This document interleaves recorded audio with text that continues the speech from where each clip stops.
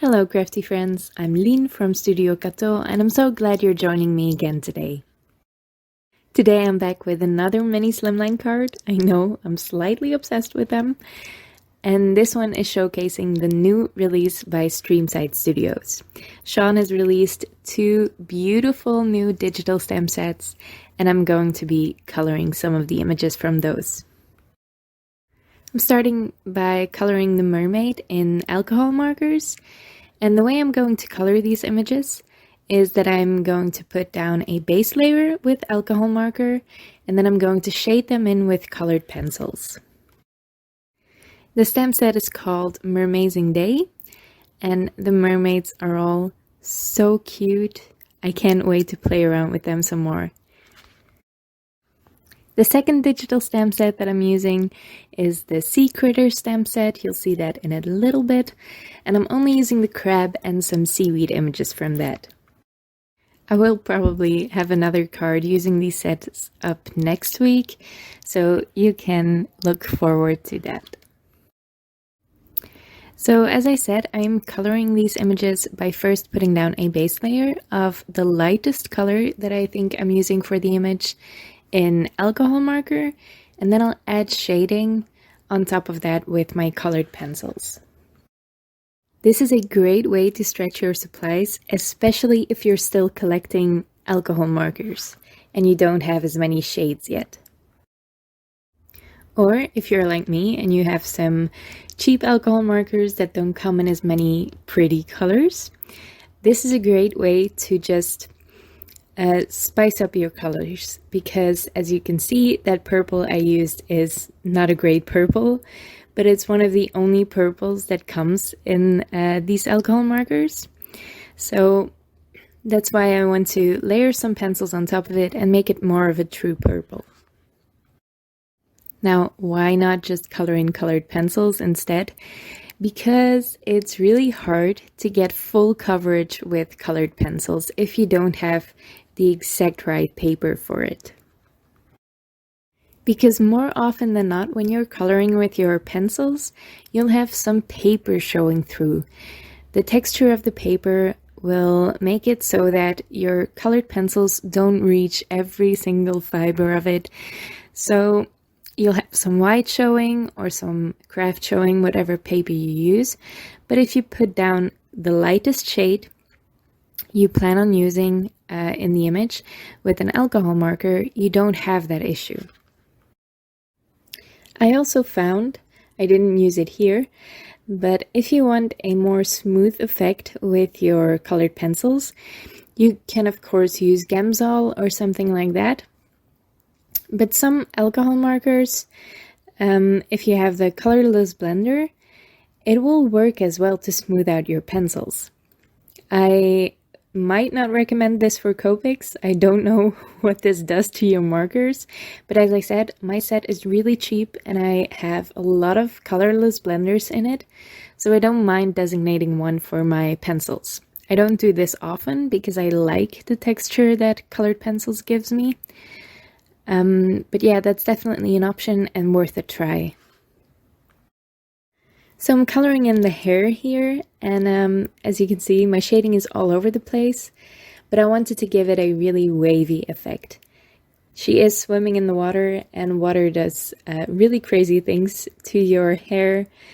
It flows in very strange directions. It's really cool to see, and I wanted to give that same movement to the hair with the weird shading that I did. I'm adding some details with my white gel pen, which was struggling today, but it worked out in the end. I don't add details like this a lot, but I really like it when I do. I should probably do it more often, but I usually do it when there's not too much going on in a scene. I'm only using 2 images really, a couple of seaweed images as well, but those are really just some decoration for the scene.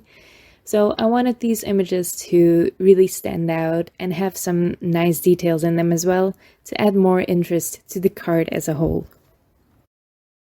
Now I'm adding some shading to the crab as well. This is really easy to do. It's only a small image, and I think I only used 2 colored pencils for this, but I probably could have gotten away with only using 1 as well. These images are printed on Clairefontaine DCP 250 GSM paper. I really like it. It's not great for colored pencils, but I can work with it. I've learned to work with it because I really like the paper and I wanted it to work, and I'm stubborn, so. But you can also print on paper that's more suited for colored pencils, but then you might not be able to use your markers on it. Also, I wanted to mention that if you prefer watercolor and you do also have some pencils, I recommend you try this technique and replace the markers with watercolor. Obviously, use paper suited to watercolor instead. But yeah, it's really fun to shade with pencils. Again, it stretches your supplies. And it's easier to do, in my opinion. It's easier to shade with pencils than with watercolor. And it's easier to add finer details with a pencil than with a brush. Also, watercolor paper is great for colored pencils as well. So it might be a match made in heaven. I limited myself to 2 types of seaweed. Usually I would do more colors, but I didn't want it to take away from the scene. I also kept the coloring really simple and the shading really simple. And once I'm done with that, I will fussy cut them out. These vines with the bubbles, I will cut out without the bubbles because I think that was too much white space on my scene. But if you print them directly on your card and you make a 1-layer scene, those bubbles are a really fun detail. I will add some bubbles though, but I will add them as embellishments instead. For my card panel, I used a die by Pinkfresh Studio. This is from the Mini Slimline Essentials bundle die set. What a long name. And I used the diagonal stitched rectangle for this. And I'm just ink blending on there. I'm using a mix of Concord and 9th inks and Pinkfresh Studio inks. And this is also Clairefontaine DCP 250 GSM paper. I think it blends beautifully on there, but of course there's paper more suited to it that might be even easier to use. This does take a while to blend that all out. You should be patient if you're blending things out like this. If you want a really smooth blend, it does take some time, but it's worth it in the end.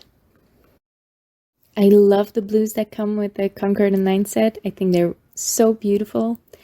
And all the inks I used, all the supplies I used are listed in the description below. And for the sand, I also used 3 brown inks. So if you don't have the exact color you need, layer your inks on top of each other. They'll basically blend together and mix you a new color. To add just a little more detail to my background, I am using a stencil by Doobadoo and Ranger Glossy Transparent Texture Paste to add some waves. I really like the stencils by Doobadoo. I know, what a crazy name. Because they're really large. I think they're A5 size, so they work on a lot of different card sizes, which I like because it stretches your supplies. And they also come at a great price point. Okay, once that was dry, I am layering 4 pieces of thick white paper behind this and putting it on a mini slimline card base. The card measures 3.5 by 6.5 inches. I'm also layering 4 tiny paper strips behind my sentiment strip to add some sturdy dimension to that as well. The sentiment is included in the digital stamp set. Now I'm just arranging all my pieces, and then I can glue them on there with my Barely Art Precision Craft Glue. I probably shouldn't have glued my panel onto my card base quite yet, because I will need to trim off those little seaweed bits that are hanging off the edge. And that's a lot harder to do when it's already glued onto a card base. But it worked out in the end. I'm adding some foam squares to the crab and to the mermaid, so I can prop them up with some dimension and they will stand out better on my card. I'm tucking that little crab in right behind some of the seaweed, and this will add a little bit more depth to my scene. Now I'm just adhering that mermaid right in the middle of it, and then I can add some embellishments. I am using the bubbles by Little Things from Lucy's Cards. These have a really fun iridescent finish, and obviously they fit with a little ocean scene. I'm using a jewel picker to add them. This makes it really easy to handle them. And then I can pick them up, add some glue underneath with my Barely Art Precision Craft glue, and then drop them down again. And they will stick to the glue and not to the jewel picker. I'm keeping the matching envelope super simple. I am just using some patterned paper for this and following the directions on my We Are Memory Keepers 123 punch board to make a mini slimline envelope. The only thing you have to keep in mind is that the bottom and top flaps of these are a little bit too long, so I always trim off some of the excess and I make sure it's straight by lining up the score line with one of the centimeter marks. It doesn't really matter which one, just eyeball it and choose which works best for you. I love how this card turned out. I hope you do too. If you do, make sure to leave a like on this video and leave your thoughts in the comments below. I would love to read them. You can also subscribe to my channel if you want to see more of my videos. Thank you so much for watching, and I'll see you next time.